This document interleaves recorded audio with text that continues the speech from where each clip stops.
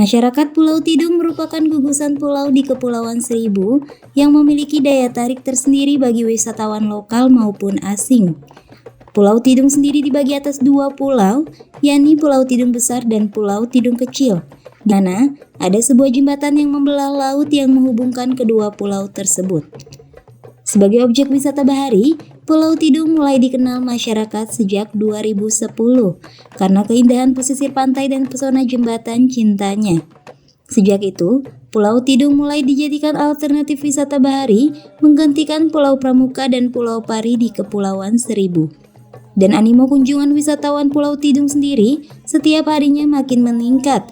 Terlebih, Pulau Tidung dapat ditempuh dari Jakarta Utara, baik dari Pelabuhan Muara Angke atau Pelabuhan Marina Ancol.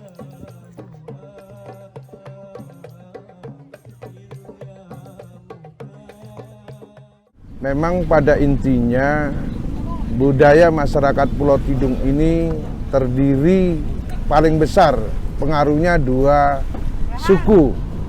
Yang pertama suku Banten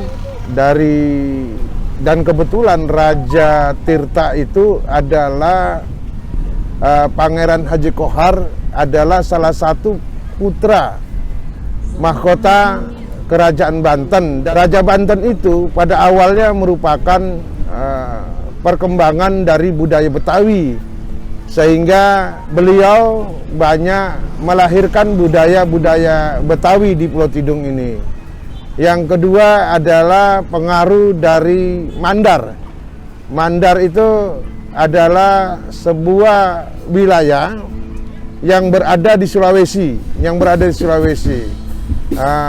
memang kalau kita melihat dari pulau-pulau yang lain, Pulau Seribu ini lebih dominan kepada Mandar. Yang peninggalannya adalah salah satunya adalah Pencak Mandar.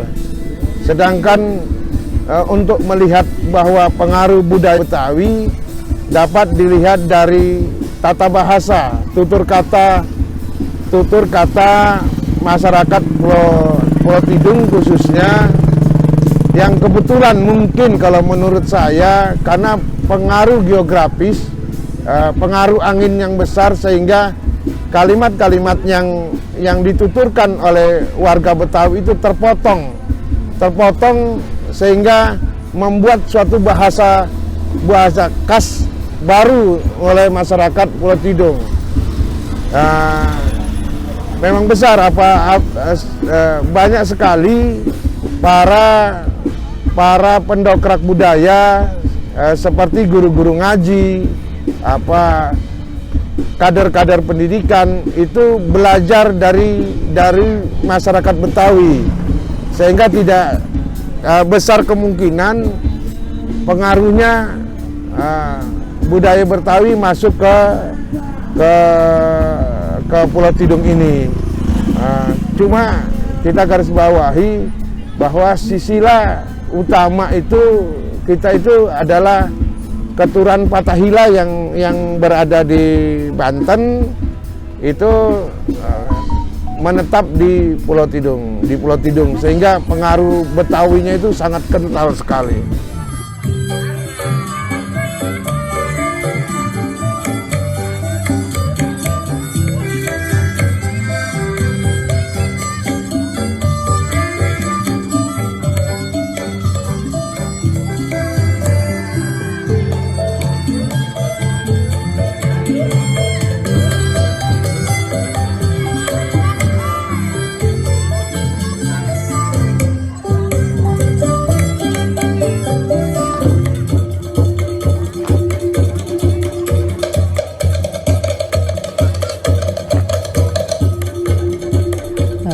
Untuk pengembangan karakter kesenian kebudayaan khusus khas Kepulauan Seribu, khususnya Pulau Tidung, memang sangat diperlukan dengan adanya pelatihan.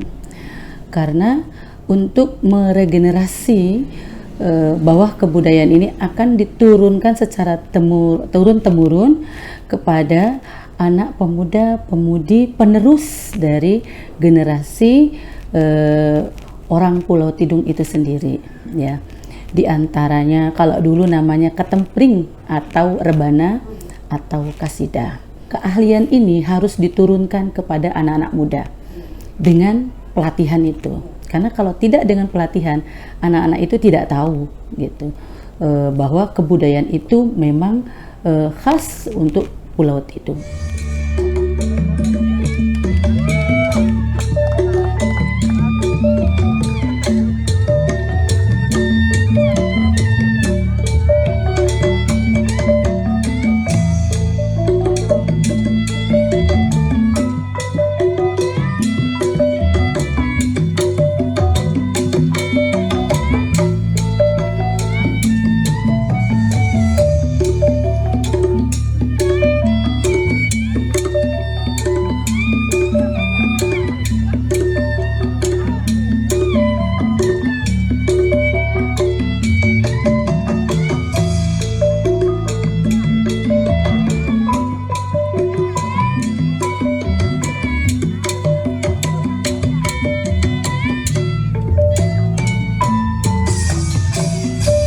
Pasir banyak undur-undur. Keluarin semua abang punya jurus, setapak juga nggak bakalan saya mundur. Kagak bakalan mundur jadinya, Bang. Nggak bakalan mundur, belakang saya tembok. Mana tembok? Kosong Orang ya. itu orang. Bang ke Pasar Baru langsung ke Kerukut. Kerukut kan? Iya. Buset, kagak kena kan? Jago juga nih. Kalau cukup segitu berarti habis mantu satu-satu berantem dia jatuh. Itu kelar. Iya, langsung masuk. Iya.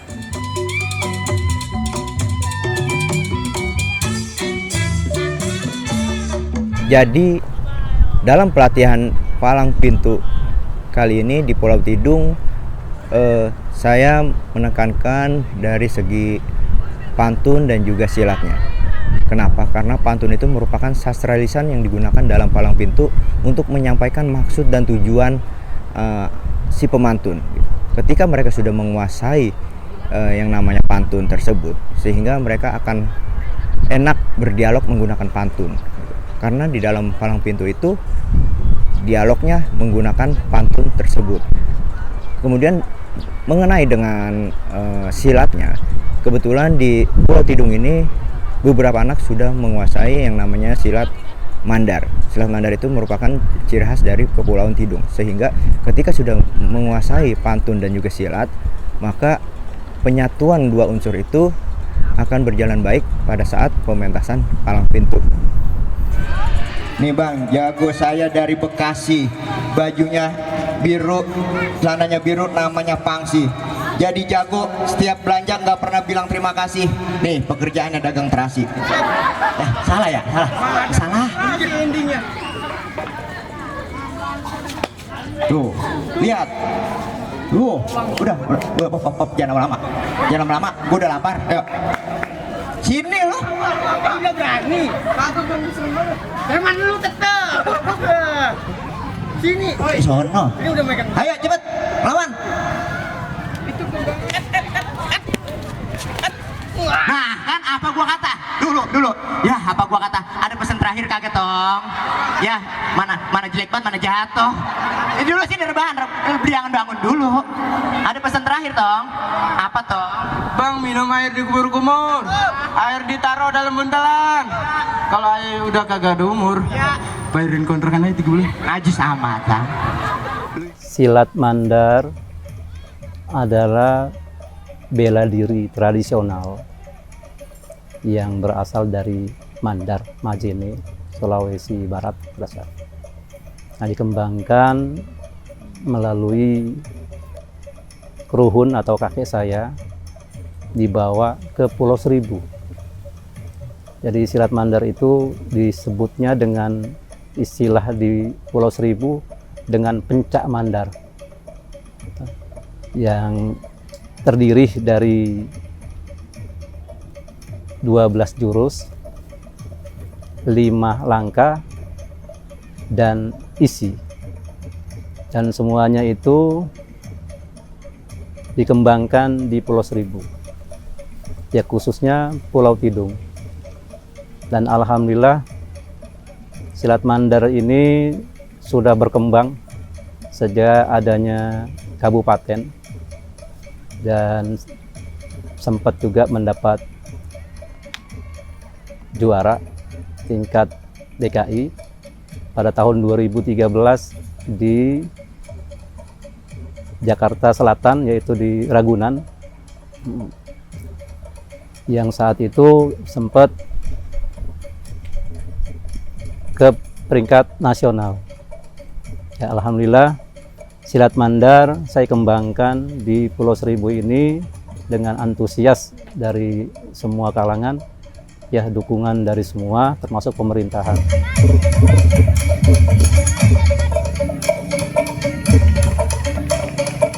Silat mandar ini memang berbeda dari permainan-permainan silat yang lain, karena silat mandar ini ada unsur religi ya di dalamnya, kekuatan-kekuatan yang berhubungan dengan yang tidak nampak yang kita bisa sebutkan.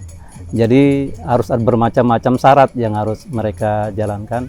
Ya, di antaranya harus memahami apa namanya disebut dengan orang tua petuah namanya. Gitu. Petuah. Kalau tanpa petuah mereka akan susah gitu melanjutkan untuk memperagakan belajar silat mandar ini. Ada sesuatu hal yang berbeda di sini, permainan yang lain yang saya temuin, yang jelas saya punya keunikan gitu sedikit, yaitu masalah pertama, kita harus mampu mempelajari jurusnya. Jurusnya ada 12 jurus.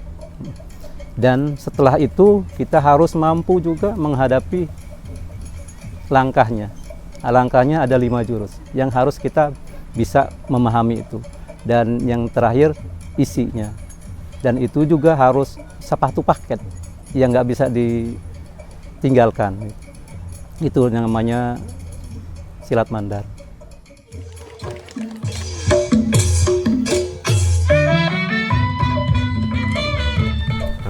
Sebelumnya kalau untuk mengembangkan Sanggar Seribu Ceria ini, pada saat saya masuk ditunjuk sebagai ketua di tahun 2021.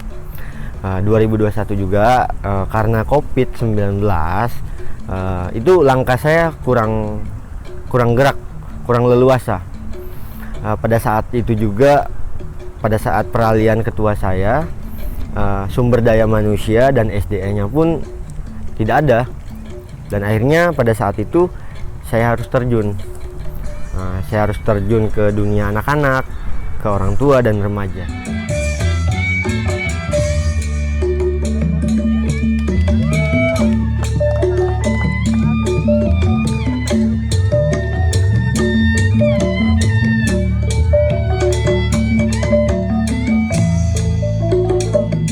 Singkat cerita, di 2021 pertengahan, tepatnya di bulan Agustus atau September, kita sama-sama mencari yang anak-anak sanggar yang dulu pernah berkecimpung di sanggar. Akhirnya kita tarikin dengan 3 orang ini, saya pribadi, Ajis, anaknya Pak Masopi, dan Subli ini. Tanpa sepengetahuan mereka juga, saya narik teman-teman di usia saya yang di bawah usia saya. Saya ajak juga mereka buat kegiatan kerohanian. Karena pada saat itu beliau, Pak Masopi ini, mengatakan jangan menghilangkan suatu dasar. Akhirnya pada saat itu saya tidak bakal menghilangkan suatu dasar. Saya tanamkan di jiwa saya gimana sih filosofi sanggar ini. Akhirnya saya cari. Pas pada saat ketemu filosofi sanggar, ternyata itu sanggar itu terdiri dari zikir dan doa. Akhirnya pada saat itu juga saya kembangkan zikir dan doa itu. Nah, singkat cerita, di 2022 alhamdulillah, karena kita terus-terusan ngegembleng di kerohaniannya, kesenian pun mengikut. Seumpamanya kayak ini aja, kita mengejar dunia belum tentu akhirat ngikut, tapi kalau kita mengejar akhirat otomatis dunia pasti ngikut. Begitu juga dengan kesenian. Ketika kita menggembleng suatu keseniannya, kerohaniannya, maka kesenian bakal ngikut juga.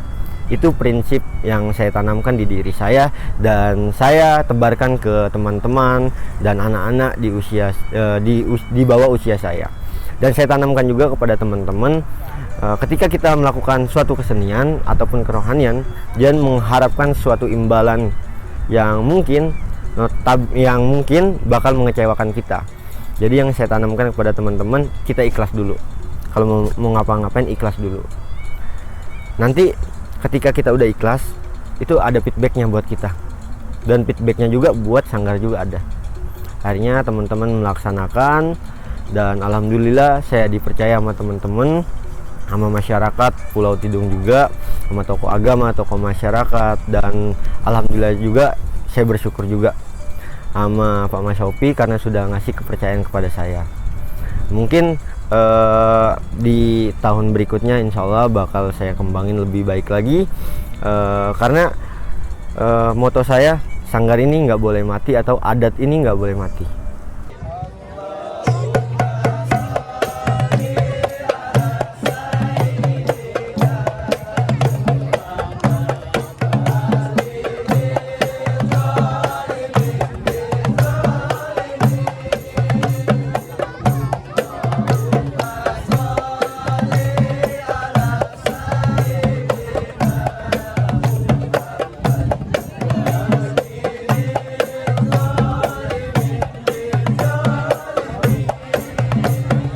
Penjelasan mengenai karakteristik masyarakat Pulau Tidung melalui berkesenian sebagai sebuah kearifan lokal dan industri kreatif dapat digambarkan bahwa masyarakat Pulau Tidung adalah masyarakat yang religius.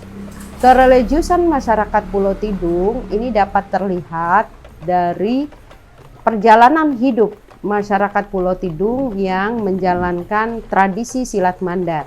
Silat mandar adalah sebuah tradisi yang telah hidup selama puluhan tahun di masyarakat Pulau Tidung.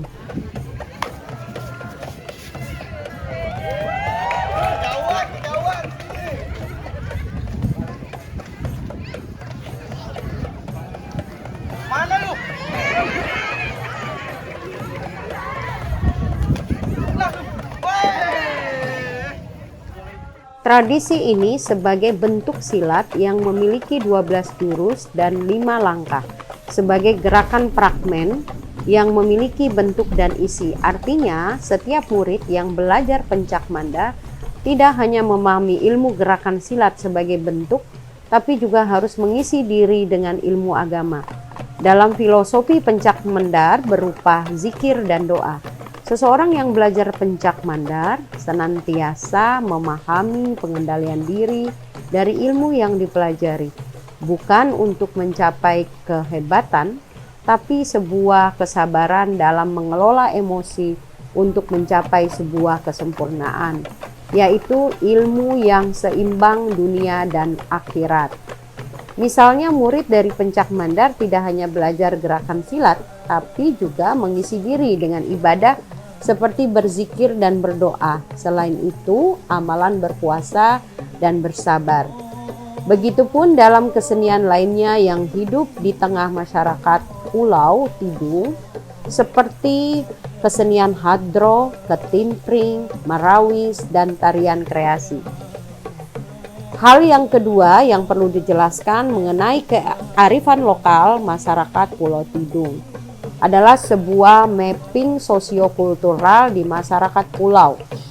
Dapat dijabarkan kearifan lokal sebagai kekayaan intelektual etnik, termasuk bentuk kearifan lokal etnik masyarakat pulau, yaitu nilai-nilai kearifan lokal etnik pulau sebagai sumber belajar. Kearifan lokal pencak mandar juga perlu direvitalisasi agar dapat diterima oleh masyarakat sekarang dengan konteks lokal pulau. Hal ketiga, industri kreatif yang dikembangkan di Pulau Tidung mencoba mengkolaborasi antara silat mandar dengan membaca pantun. Kolaborasi ini dapat meningkatkan gairah penonton ketika ada adu pantun yang dilanjutkan dengan adu silat sebagai sebuah bentuk pertunjukan yang atraktif. Selain itu, pertunjukan ini juga bisa dikembangkan dengan mempertunjukkan jenis kesenian lainnya yaitu hadro, marawis, dan tari Betawi yang merupakan cikal bakal budaya masyarakat pulau. Oleh karena itu, sebuah kearifan lokal berupa kesenian yang awalnya berdiri sendiri, kini kesenian itu melalui industri kreatif dapat ditransformasi dalam budaya berupa industri yang menghasilkan sebuah pertunjukan yang dapat berdaya saing untuk kesejahteraan masyarakatnya tanpa menghilangkan identitas masyarakat pulau yang religius.